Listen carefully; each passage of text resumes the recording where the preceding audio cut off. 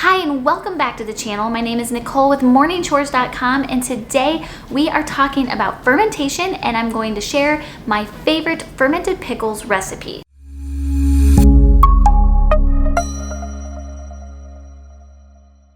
Fermentation is a food preservation process that has been around for thousands of years. It disappeared for a few decades and is now making a comeback, mainly because of the health benefits.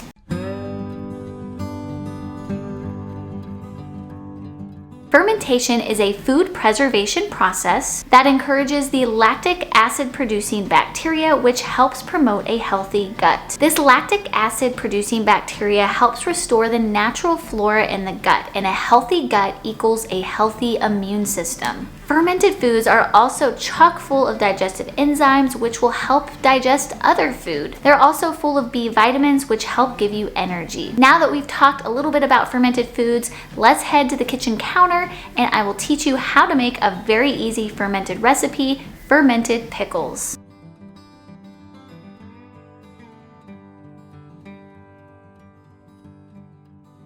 The first thing you need is a vessel. Do not use plastic or metal. The most highly recommended is glass or some type of clay pot like a crock. I like to use mason jars because I already have them on hand and they work really well. You can do quart size, you can do pint size. It's always easier too if you use the wide mouth. The wide mouth is easier to get those veggies in there and layer them and then get them out when it's time to eat them. The next supply you need is a weight. It's really important when your food is fermenting that it stays submerged in the brine under the liquid. You don't want any of your vegetables surfacing and becoming exposed to the air. That's what causes mold. So we want to make sure that those veggies stay underneath the liquid, and the best way to do that is by using a weight. These I purchased from a company called Go Ferment. I will link them in the description box below, but I love these because they have a grip right in the middle.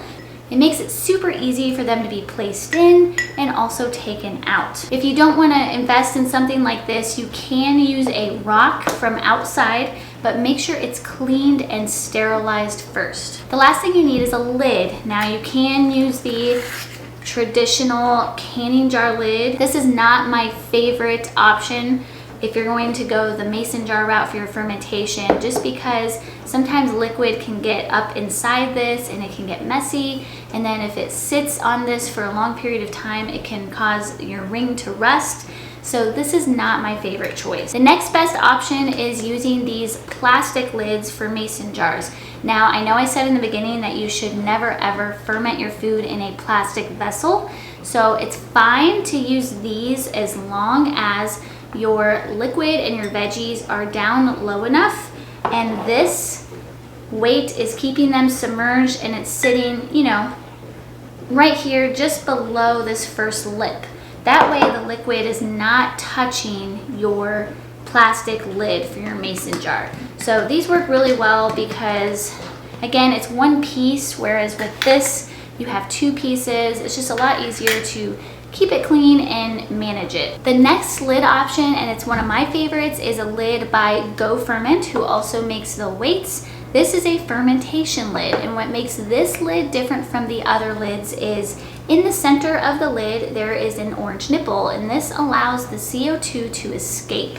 Depending on how long you're fermenting your vegetables for, if you use the standard plastic mason jar lid or even the metal one, you may have to occasionally burp your lid to allow some of the CO2 to escape, because sometimes that can really build up in there, and the big fear is that your lid will pop off and your jar will explode. I have never ever had that happen, but when that does build up in there, what you need to do is, if you're using, for example, this type of lid, you would just need to unscrew it a little bit, allow some of that air out. You don't have to take the lid entirely off, and then just screw it right back on, because we don't really want any oxygen, or as little oxygen as possible, getting to those vegetables. So just cracking it a little bit and then tightening it right back up is enough to allow some of the CO2 to release. The pickle recipe, you usually don't have to do that because we're fermenting for a very short period of time.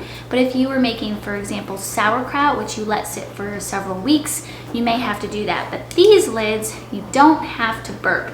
It does it all for you with this orange center. The other thing I love about these lids is there's a calendar on there as well, so you can keep track of when you first started your ferments. So that is really nice, especially if you are a busy person and you have a hard time remembering things. The first step is to make the brine. Mix 3 tablespoons of fine sea salt with 1 quart of filtered water. Add your sea salt to the water and mix until most of the salt is dissolved and then set aside. This recipe calls for 1 to 2 cloves of garlic, 1 teaspoon of dried dill, and 1 fresh cucumber.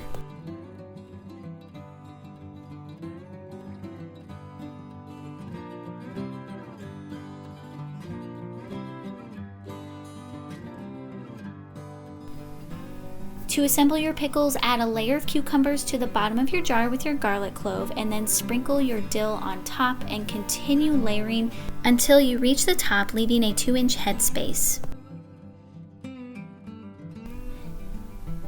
Now it's time to pour our brine over our vegetables, leaving a 1 to 2 inch headspace. From there, we place our weight on top of our vegetables, making sure they are completely submerged under the liquid. Now we add our fermentation lid on top, making sure that it's screwed on very tight. Place your jar in a cool, dry, and dark place to ferment for 5 to 7 days or until desired flavor is reached, being sure to check your jar periodically during that time.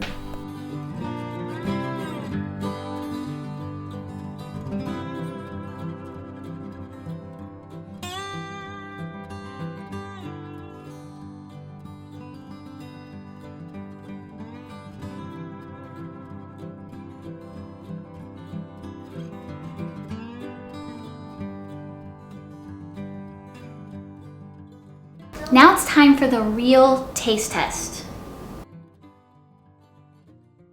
They're perfect. They have just the right amount of salty and dill, taste just like a pickle. Replace the fermentation lid with a plastic mason jar lid and store in the fridge for several weeks.